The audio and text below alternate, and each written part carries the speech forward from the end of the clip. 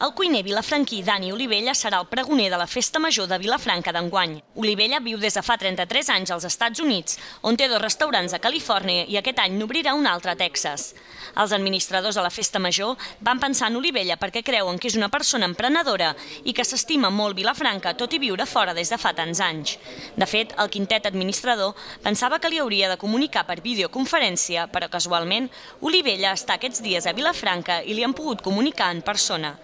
El xef vilafranquí explica quina va ser la seva reacció quan li van preguntar si volia ser pregoner de la Festa Major.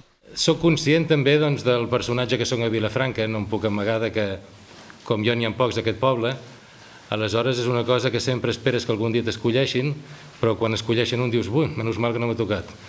Aleshores, aquest cop que m'ho van dir, sincerament, quan van començar per la Festa Major m'ho vaig mig imaginar, però és una d'aquestes coses que com a vilafranquí no pots dir que no, perquè això passa un cop a la vida i 2 cops no t'ho diran.